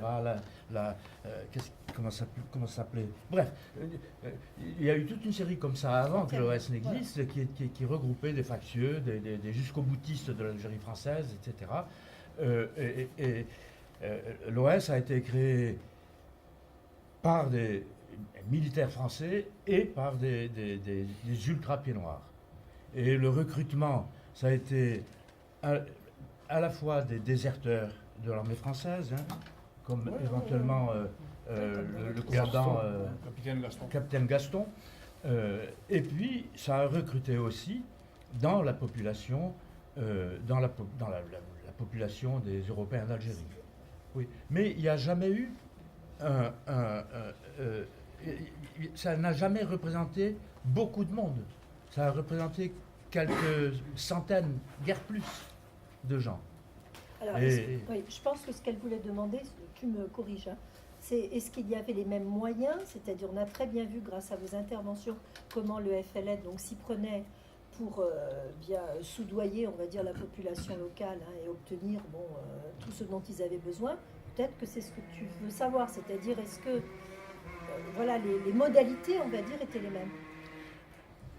Mais sur le FLN, mon père, par exemple, donnait de l'argent au FLN. Il donnait de l'argent au FLN et la majorité des colons donnaient de l'argent au FLN pour éviter simplement que leur récolte ne soit brûlée, etc. etc. Donc il y a le racket, mais n'exagérons pas. Alors, il y a les cotisations volontaires de gens qui étaient pour le FLN. Et puis, voilà. Donc, alors, l'OAS avait aussi comme source d'armement des attentats, entre guillemets, qu'elle montait contre des armeries de l'armée française.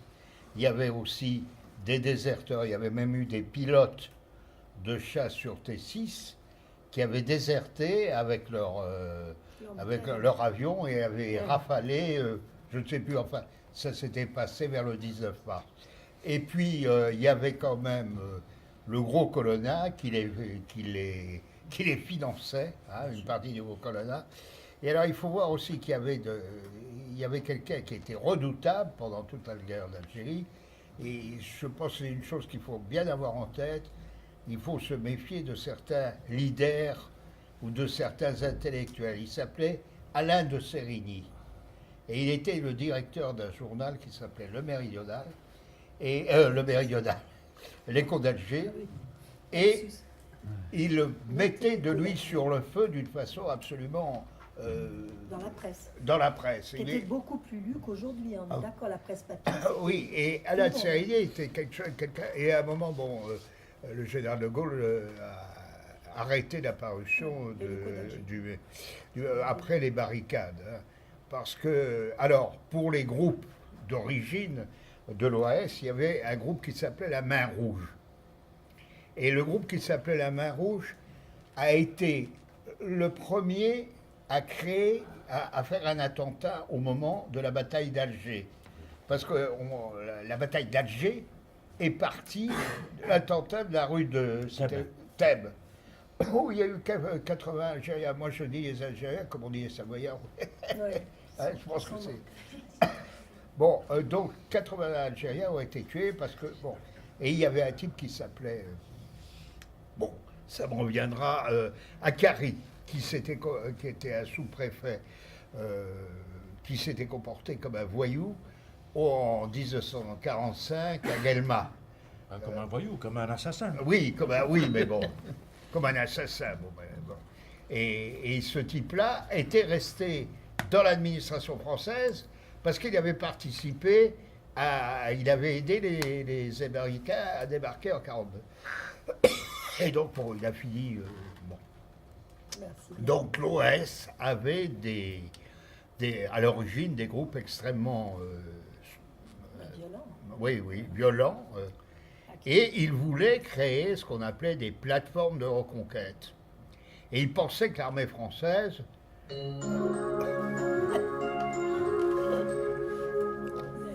il croyait que l'armée française marcherait dans le jeu. On peut passer à une autre question. Allez, on va attendre la deuxième sonnerie, c'est bien. Léa. On a beaucoup parlé de l'OS, du FLN et on vient d'évoquer la presse, mais on n'a pas parlé forcément de tout ce qui est propagande. Enfin, toutes les affiches de propagande qu'il y a eu. Alors, c'est le thème qu'elles ont choisi, elles ont du mal pour travailler dessus. Alors, il y a une approche de propagande qui est intéressante. D'image, en fait. Voilà, une image. Voilà. Alors, c'est l'image, l'affiche, si vous arrivez à la trouver, de, comment dirais-je, du cessez-le-feu. On voit sur cette photo un petit garçon blond et un petit garçon brun qui se tentent la main, etc. Je me souviens plus du slogan. Alors, je m'en souviens bien parce qu'on m'a demandé, quand j'étais en SAS, d'aller l'afficher dans un doigt. On n'avait plus foutu les pieds depuis je ne sais pas combien de temps. Alors, on y allait, j'y suis allé avec une escorte, une automitrailleuse, etc. Et les gens du doigt ont cru qu'on repartait à l'attaque. Et on s'est fait tirer dessus. Donc, j'ai rendu compte au commandement et je suis parti rentrer par un autre chemin parce que je me suis dit qu'il faut pas qu'ils m'attendent au retour. Et puis le lendemain, ils ont envoyé le régiment, le 8e Spahis, et les gens sont allés au village. Alors là, il y avait 600 ou 700 hommes des autres. Et les gens du village, ils ont dit, hier il s'est passé quelque chose, et ils avaient le regret. Ah non, il ne s'est rien passé. Il y a sur la. Il y a sur le site d'Aix-en-Provence là, de l'académie. Non, le site des archives d'outre-mer d'Aix-en-Provence. Ah, d'outre-mer ou de l'armée? Parce que sur le site des d'outre-mer. archives de l'armée, D'outre-mer. il y a une série de photos sur l'action psychologique justement en direction, menée par l'armée en direction des populations. Pour amener aussi à la Ah oui, il y a toutes les affiches du référendum. Oui, exactement. Et donc là, sur les archives, c'est le fonds d'archives. Le CAOM, c'est ça. Et donc, il y a là toute une collection d'affiches qui sont accessibles. Et notamment, alors il y a les affiches qui vantent la beauté de l'Algérie française, les très belles affiches des années 20, 30, etc. Et puis, plein d'affiches et de tracts qui sont sortis pendant la guerre. Élément que je peux rajouter, c'est qu'il y a une association d'anciens combattants, la FNACA, qui a édité un livre par leur organisme qui s'appelle le Gage, sur la guerre d'Algérie. Et il y a énormément de tracts qui ont été repris, photocopiés en couleur à l'intérieur. Donc vous pouvez trouver donc un livre édité il y a plus d'une trentaine d'années déjà. Sinon, il y a aussi dans la propagande, il y a également donc des camions avec des haut-parleurs qui circulaient donc dans les villages ou dans les villes et qui faisaient la propagande donc de l'armée française, de la France. Et on prenait des autochtones, c'est-à-dire donc des arabophones, quand c'était une ville arabophone. En Kabylie, ils prenaient des Kabyles et qui faisaient donc la propagande dans la langue de la région avec ces véhicules. Vous avez un des panneaux où vous avez des affiches de propagande à la fois du Front de Libération Nationale, les petits tracts, ou de l'armée française avec les petits Alors, camions dont tu c'est parles. vrai que l'expo a été installé hier et ils se sont chargés pour l'instant, chacun que d'un seul panneau. Donc ils vont Mais là, au moins, il y a un panneau sur la question de la Ouais. propagande. Et- Voilà. Une autre propagande, c'est celle du FLN, qu'on peut retrouver aussi. C'est donc des messages envoyés aux élus, des messages envoyés donc même à des caïds, en disant rejoignez-nous et dessus mettez le couteau, par exemple, sinon vous êtes condamné à mort. Bon, j'espère que vous notez bien tous ces mots arabes sur lesquels nous reviendrons, parce qu'il y en a eu beaucoup. Il faut que vous ayez le sens. Ces messieurs, pour eux, le sens, il est évident, hein, ils sont dedans. J'aurais bien voulu, alors je veux bien Sarah, mais je pense aux filles, là, parce on reste hein, en liaison avec l'armée. Allez. Dans notre projet, on fait l'armée française, enfin les violences de l'armée française. Et on a vu que ça avait été beaucoup censuré. Donc on voulait savoir quand est-ce que vous l'aviez vu. Quand est-ce que Sur Enfin, les violences vous aviez pu voir. En notre que témoin. vous en aviez eu connaissance ou conscience pendant la guerre. Alors, le mot qu'elle n'ose pas prononcer. En France, c'était pas encore qualifié comme guerre aussi, c'était qualifié plus comme événement. Oui, alors ça c'est d'autres questions, mais donc vous, votre préoccupation première, c'est quand même de réfléchir, de faire le clair sur... Sur les tortures de l'armée française. Voilà. Est-ce qu'ils ont été témoins de violences dans la guerre d'Algérie et... Est-ce qu'ils savaient que c'était l'armée française et vu que c'était caché par les médias? Oui, pour les témoins qui n'étaient pas directement acteurs dans l'armée. On va leur poser la question, est-ce que vous avez vu des violences En tant que faisant partie du commando, je n'ai pas assisté moi-même à des interrogatoires musclés. Pour la bonne et simple raison, c'est que le capitaine qu'on avait, il tranchait dans le lard. Les gars qu'on attrapait, soit ils se mettaient à table et ils nous servaient tout ce qui était avec eux, où ils étaient, patati patata, enfin bref. Soit ils se ralliaient et ils venaient à nous comme harkis, hein, soit on les descendait. Bien souvent, c'est ce qui se passait. C'est la guerre. Hein. Voilà, c'est la guerre. C'est malheureux, mais c'est comme ça. Et lui-même, il sortait le pétard, et il avait le 11-43 sur lui, pam, allez, à dégager. Et on le laissait sur place, hein, ça ne s'occupait pas. Hein. Bon, c'est une première partie de la Maintenant, je sais qu'il y a eu des interrogatoires musclés. Notamment, quand il y a eu la bataille d'Alger. Alors, la bataille d'Alger. On a appelé Bijard. Tout le monde a entendu parler de Bijard. Puisqu'après, il a été ministre des armées. On a appelé Bijard, on lui a dit voilà, on te donne tant de temps, il faut que la bataille d'Alger s'arrête. Il faut que les attentats à Alger s'arrêtent. Donc, il y a eu, à ce moment-là, c'est pas lui qui le faisait, mais il y avait... Parce que dans l'armée, vous avez les appelés, vous avez les engagés, puis vous en avez qui sont tordus. Ils ont l'esprit complètement ravagé. Et on se sert de ces gens-là pour pratiquer la torture. Alors, c'était la gigène. La gigène, c'est la dynamo qu'on fait tourner pour la radio. Alors, on leur mettait les deux électrodes dans les parties génitales, et on faisait tourner le truc. Ça fait qu'ils faisaient des bombes comme ça sur le billard, les gars. Ou ils se mettaient à table, ou alors ils mouraient, les gars. Et on savait que dans ces gens-là, on a trouvé toujours des volontaires pour faire ces besoins, ces basses besoins. Ou alors c'était la corvée de bois. On va chercher du bois, mais on va chercher du bois, puis pam, 2 cartouches et puis terminé, on n'en parle plus. Il y a une bande dessinée qui porte... Mais j'ai pas entendu dire qu'il y ait eu des appelés qui aient fait des basses besoins comme ça. J'ai pas entendu dire ça. Peut-être exister, mais j'ai pas entendu dire.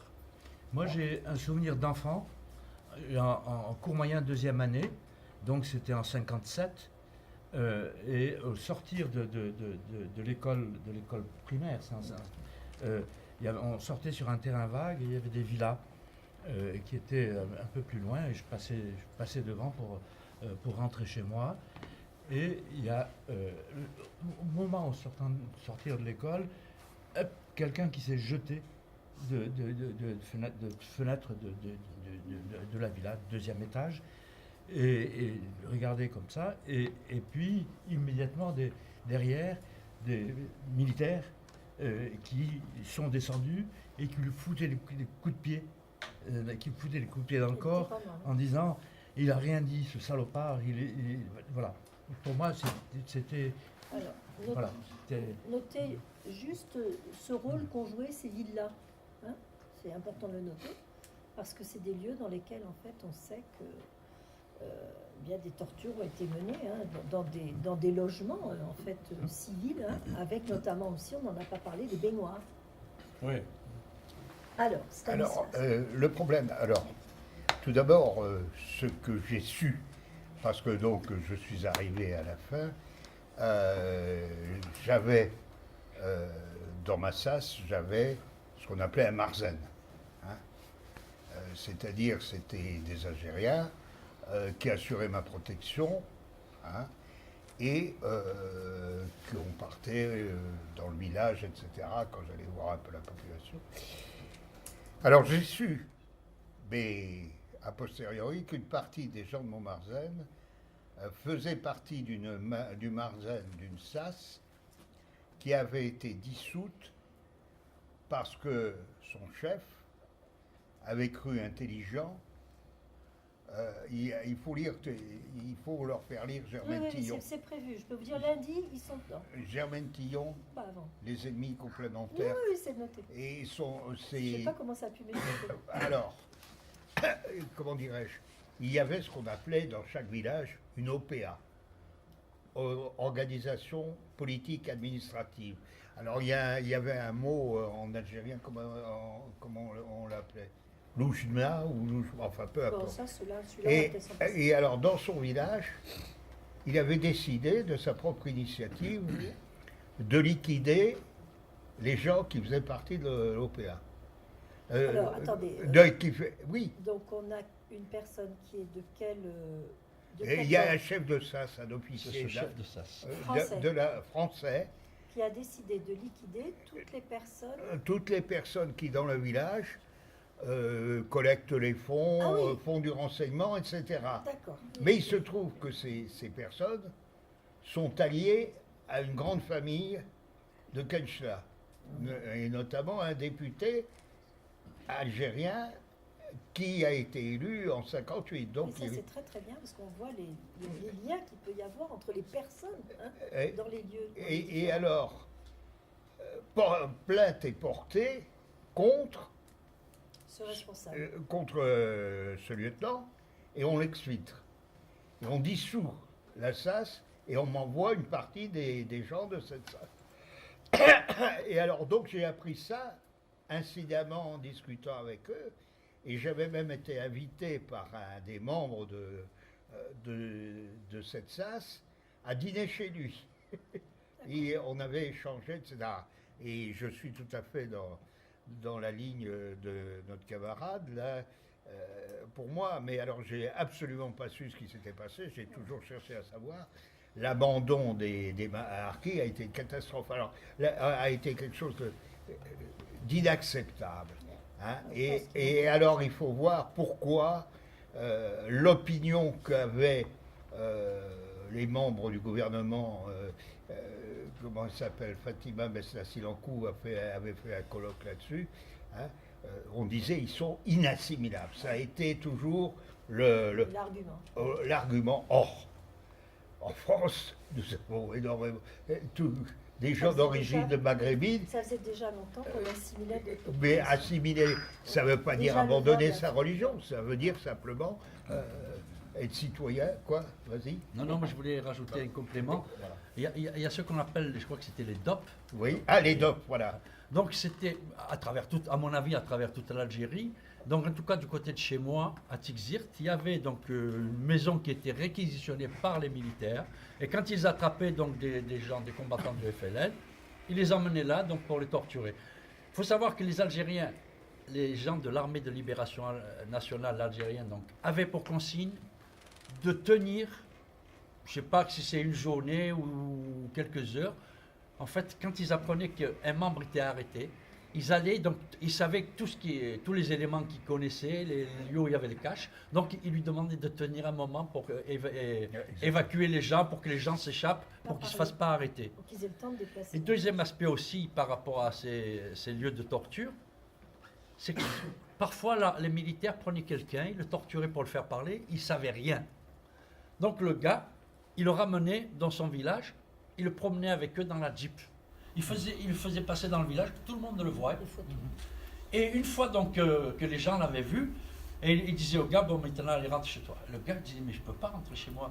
Il dit, tout le monde m'a vu avec vous, si je rentre, je vais me faire tuer par le FLN. Donc qu'est-ce que tu veux faire? Ben moi je veux être harki. Et donc il s'enrôlait avec l'armée française, sinon il était condamné à mort. Vous comprenez pourquoi, hein? Bon, allez. Est-ce que je suis contrainte du leur, oui, de libérer, à grand regret, les anglicistes, qui ont tout à fait raison d'être anglicistes aussi. Donc, on continue avec les autres. Hein. Voilà, tout à fait. Allez, bon appétit. Merci en tout cas. Merci beaucoup. Voilà, et puis à vous de dire merci, au revoir. Et au mois de mai. Ouais, non, c'est rien. Il y a quelqu'un qui fait venir Madame Meunier.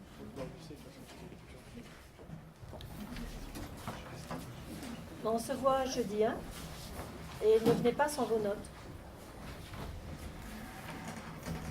Allez, ces demoiselles, Sarah qui attend toujours de poser des questions. Je vais peut-être m'adresser à Monsieur Gabert. Voilà. Après, peut-être que ça peut... vous pouvez y répondre, mais c'est plus précisément... Sarah, c'est ce qu'elle dit. Je sais que la guerre d'Algérie, elle a une connotation négative, on va dire, des deux côtés de la Méditerranée. Ah, vous m'entendez? Une connotation négative. Une connotation négative des deux côtés de la Méditerranée. Mais je voulais savoir, parce que ça dépend de la position qu'on prend à cette guerre, je ne sais pas si vous comprenez. Mais je voulais savoir si vous en retenez une morale ou quelque chose que vous retenez, des aspects positifs. Oui, voilà, un aspect positif d'avoir fait cette guerre en quelque sorte. D'abord, je dirais que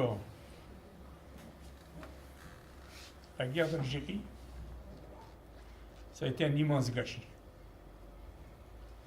Un immense gâchis pour les Algériens et pour la France, et pour les Français d'Algérie. Mais je pense que il y a un processus qui était engagé de décolonisation et que l'indépendance de l'Algérie était irréversible. On était obligé d'y arriver. D'ailleurs, De Gaulle l'avait très bien compris. Et quels que soient les conflits qui se déclarent maintenant dans le monde, avec tous les organismes qui gravitent autour, c'est-à-dire l'ONU et tout ça, plus aucun conflit ne restera localisé. Ce sera automatiquement mondialisé. Ça, on n'échappe pas. Alors, un aspect positif. Le sentiment que j'ai, c'est que on aurait pu, à condition que, d'entrée, les Algériens soient reconnus comme Français à part entière.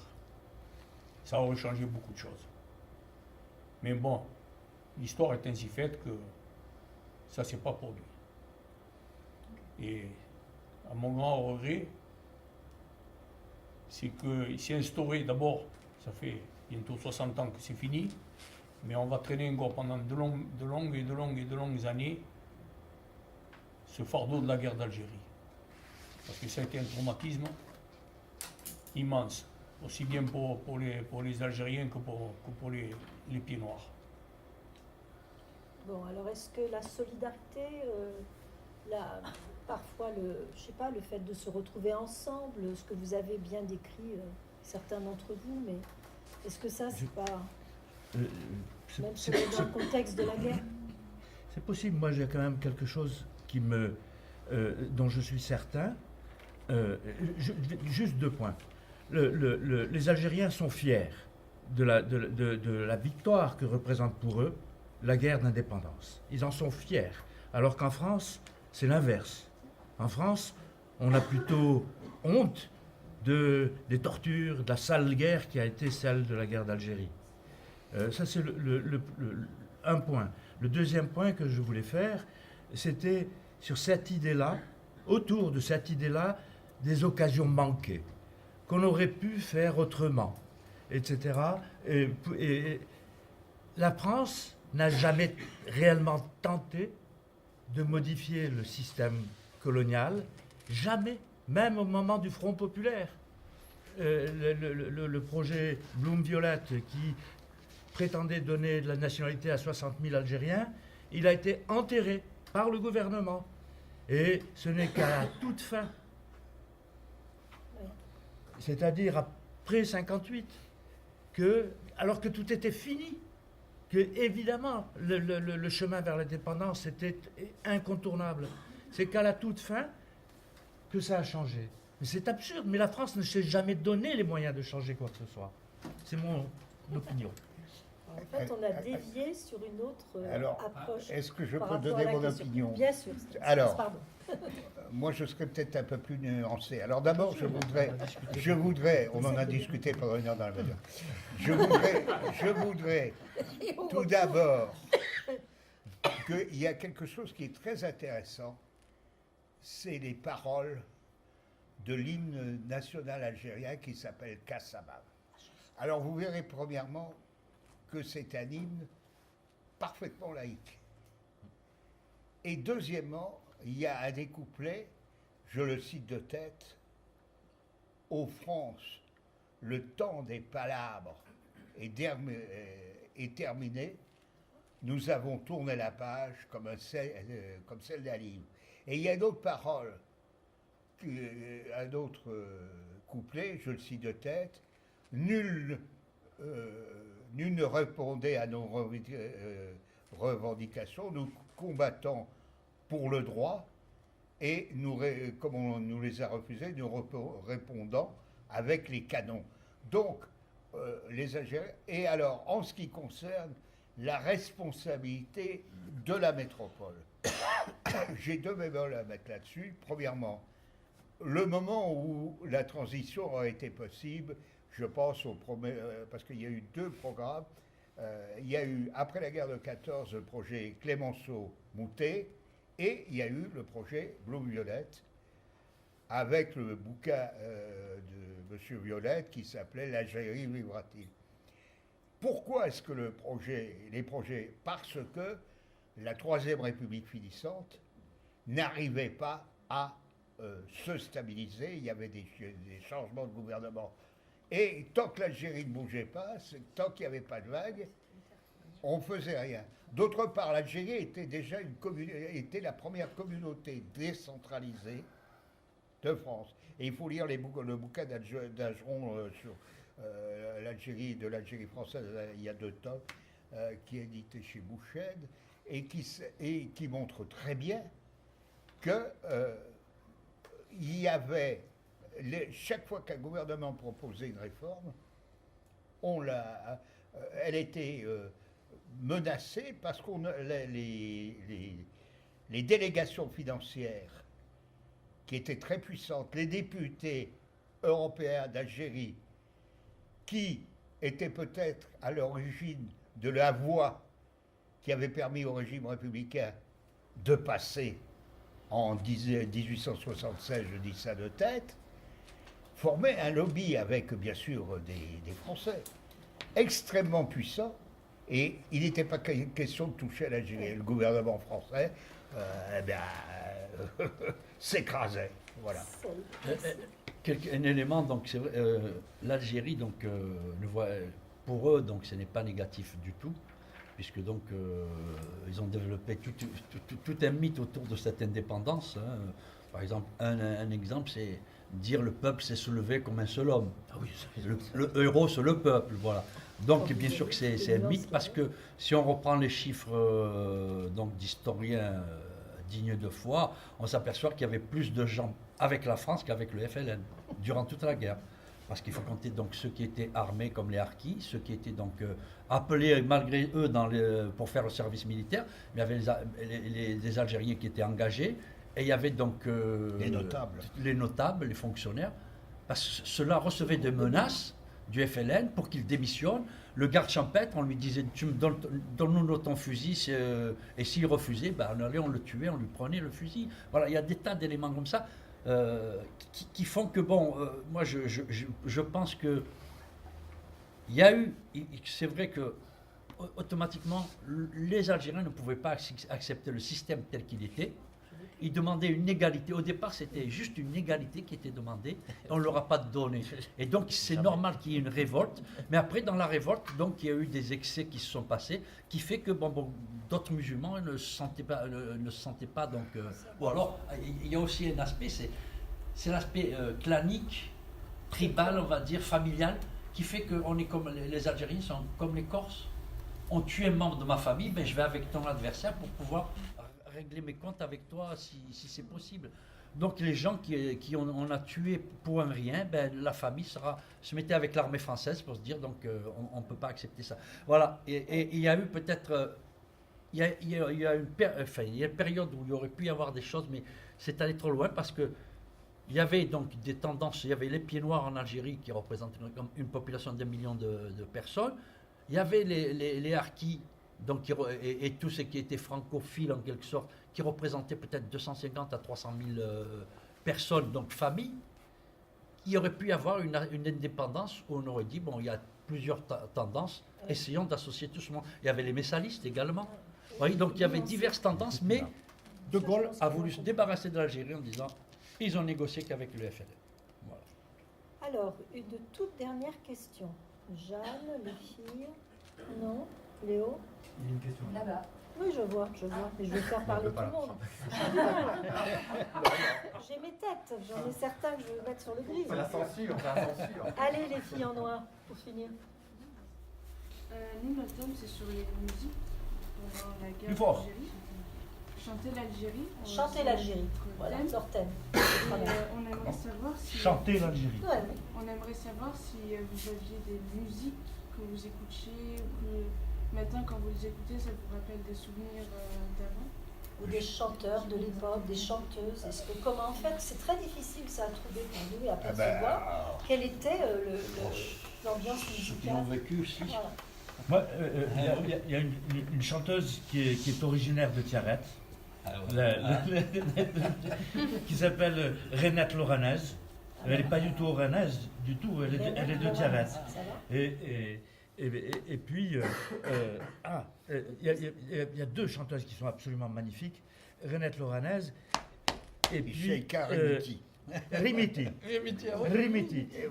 C'était pas une italienne celle-ci? Non, c'est une algérienne. On va vous expliquer le nom, d'où il vient le nom. Pourquoi? C'est une juive algérienne. Vous avez fait des parles de femmes et de chansons comme ça? Une juive algérienne, enfin une berbère judaïsée. Oh, attention, comme on la dit. juive, Voilà. Non, elle était algérienne.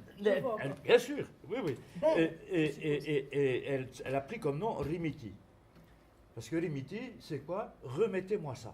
Remettez-moi C'est au comptoir, remettez-moi, observez-moi, donc elle Observez-moi. disait remettez, donc Remettez. ça lui... de la musique quand même pas à boire. Donc. À boire. La musique algérienne, moi je me souviens, notamment Merci, parce que beaucoup. c'est le charabi. Le charabi, c'est la musique populaire. Mais Morazni écoutait ça souvent parce que j'avais une partie de Montmarzen qui était à l'intérieur de la SOS, des célibataires, qui faisaient un groupe, voilà. Et ils écoutaient le charabi. Et par la suite, je m'intéresse beaucoup à la musique du Maghreb, etc. Et le plus célèbre, un des plus célèbres, c'est Daman El Arachi. El Arachi. Là, honnêtement, Et il a un chant. merci. Et la Raya, Saïd, C'est indien, pardon. Hein? la Raya, c'est un chant qui a fait le tour du monde. Hein, c'est un chant qui raconte les souffrances de l'immigré. Hein, et alors, si vous vous intéressez à la musique algérienne, c'est une musique extrêmement variée. Il y a la musique kabyle, hein, avec Idir, avec, comment il s'appelle Ça, il dit Idir.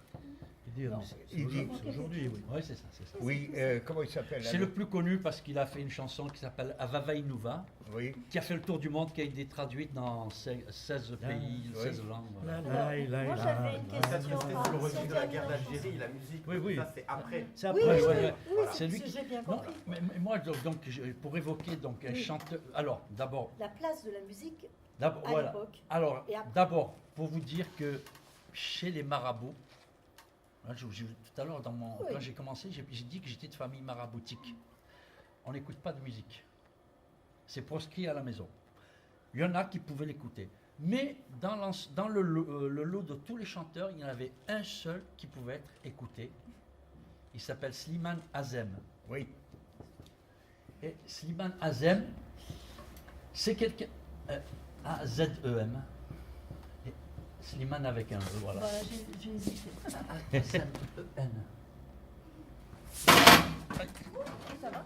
Oui, oui, ça va. Comment il s'appelle Donc, ce chanteur, c'est Azem. Non, Z-E-M. Z-E-M. J'ai le E là. E-M. Azem. Voilà. Mais il n'y a pas autre chose après. Voilà, il n'y a rien. Excusez-moi. Alors, ce chanteur s'est distingué. D'abord, il était très connu à partir des années 35 dans la population kabyle parce qu'il était, je dirais, un peu de style, un peu des bardes de l'époque médiévale. C'est quelqu'un qui arrivait, donc, et qui pouvait, dans une chanson, dans une poésie, décrire une scène. C'est-à-dire décrire par là, je sais pas, il y a une tension quelque part, il y a deux clans, et bien lui, il va chanter ça pour décrire la situation. Donc c'est un homme, c'est un chanteur qui, après, durant la guerre, au début, s'est mis à chanter contre l'armée française. Une chanson qui s'appelle Faraya Gérald Thamurti, Sauterelle, quitter mon pays. Il compare l'armée française à une scène de sauterelle. Vous Et allez il dit quitter mon pays. Vous allez revenir chanter, hein, je vois. Et non, je peux vous trouver quelqu'un qui peut le faire bien. Et par la suite, donc, il a été arrêté par l'armée française, mais il s'avère que son frère était député. Encore un. Azem Ouali s'appelle son frère. Et donc, le frère étant député, il est intervenu. Bon, ils lui ont dit, écoute, tu chantes plus. Donc, ils ont un peu, la famille l'a retenu. Il a même un frère qui était harki. Et il aurait composé un chant à destination des harkis. Ah, ça, c'est super cool. Bon, Et je peux retrouver, et d'ailleurs j'ai retrouvé des harkis, notamment un gars qui s'appelle Areski de Martigues, qui connaissait les chansons, donc cette chanson-là. Et plus tard, ce gars, donc comme sa famille est revenue en France, lui également est parti. Et comme il y avait après 62, donc il y avait les conflits avec le FLN, entre les membres du FLN, les clans, il a chanté des chansons pour décrire les situations que le FLN vivait. À partir de là, le gouvernement algérien ne voulait plus que ces chansons soient passées à la radio algérienne. Elle était interdite, Ouais, censuré. censurée, et il a continué à chanter. Le jour où il est décédé, en 82 ou 84, 83. ils ont refusé que son corps soit rapatrié en Algérie pour être enterré là-bas. Ah, Et la particularité de ce chanteur, c'est que c'est le seul chanteur qui était aussi bien adulé par les Kabyles du FLN et les Kabyles qui étaient harkis. C'est incroyable, il faisait l'osmose. ah, bon, c'est bien de C'est terminer en énorme. Je chanson. me permets juste de rajouter un petit Et peu. alors, il y a Aït Mengelet. Non, mais il est récent lui aussi. Alors, sur Slimane Azem, Et donc, puis, il y a l'arabo andalou. C'est la musique. L'andalou. Vous connaissez? C'est la musique classique. Hein? C'est Raymond, le cheikh Raymond. On a écouté en... Cher Raymond. Oui, oui. Mais Enrico Massas, il a marqué le rapatriement parce qu'il a chanté très jeune. Mais il chante du chabi, Voilà. Machias. Mais non, moi, juste un mot sur Ali Machi. Ali Machi qui a été